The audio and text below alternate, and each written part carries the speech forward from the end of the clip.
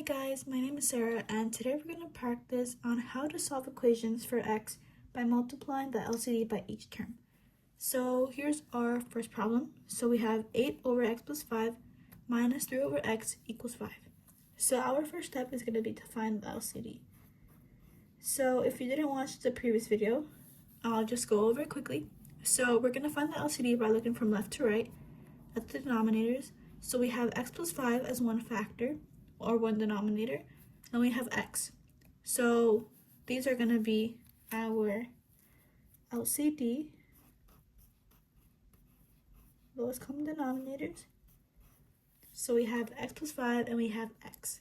So this entire thing is what we're going to multiply to each term to then make this, subtraction easier or more manageable to do. So we're going to multiply x plus 5, x here, and then times x there. Okay, so once we write this up here, this is just a way to visualize it. So it just shows that we're multiplying the LCD to each term. So now we cancel out, if we can cancel anything out from the denominators.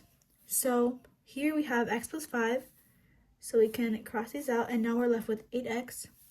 Then we have an x here and x here, which we can eliminate. So now we have 3 and x plus 5. And then here, we can rewrite this 5 also as just 5 over 1. Just a reminder.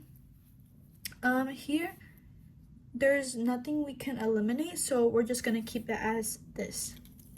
So I'll just rewrite this back. So now, if we were to rewrite this, it would be 8 times x, so what remained, minus 3 times x plus 5 is equal to 5 times x plus 5 times x. So now we can simplify this more.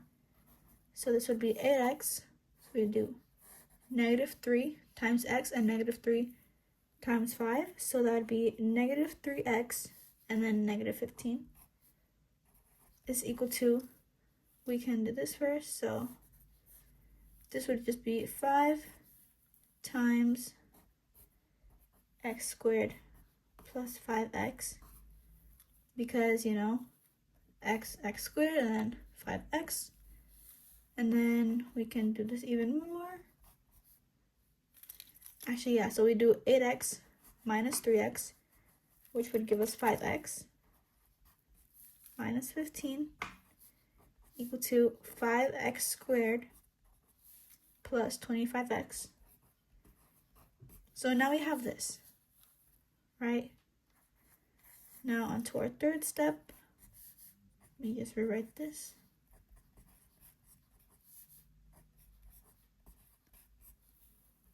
So we can subtract 5x on both sides because these are like terms. So now we're left with negative 15 is equal to 5x squared plus 20x, right? And now we want to write this in standard form. So we can take the negative 15 and bring it to this side. And we do that by adding 15. And now this would be 0 is equal to 5x squared plus 20x plus 15. But we're not done yet. We can simplify this even further. So if we were to think about it, what's the greatest common factor? Well, we can divide 5 evenly into each of these numbers. So 5x squared, 20x, and 15. So it would be 5. So 5 times what gives me 5x squared? Well, x squared. 5 times what gives me 20x? That would be 4x.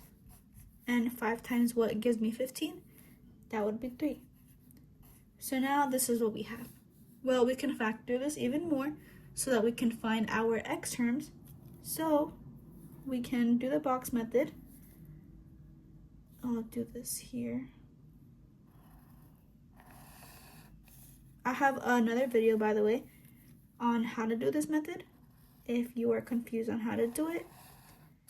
So we write down our first term here and the last term here. And then we have to ask ourselves we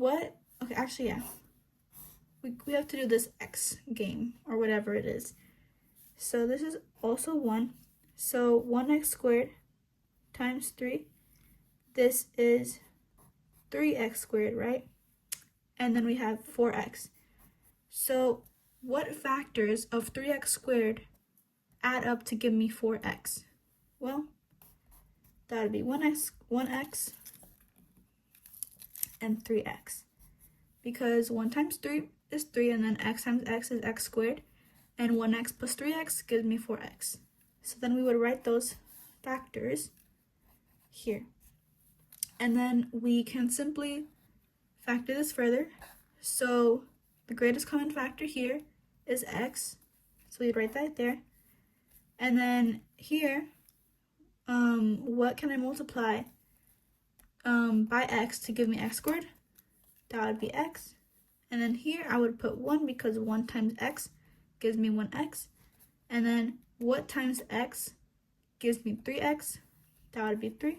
And that works out because 1 times 3 gives me 3. So then this would be rewritten as x plus 1 times x plus 3, right? And then we can figure out what the x values are by setting them equal to 0. So x plus 1 is equal to 0. That makes x equal to -1.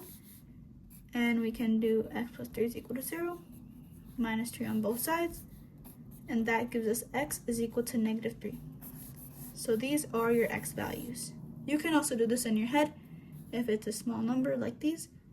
And yeah, this would be how you can solve equations for x by multiplying the LCD for each term. There is a lot of simplifying or like factoring involved, because that's how we eventually get our x values. And also, if you want to check if these x values are valid, we can look back here. What are the extraneous roots? Again, extraneous roots are roots that wouldn't work in this equation. It would make it undefined.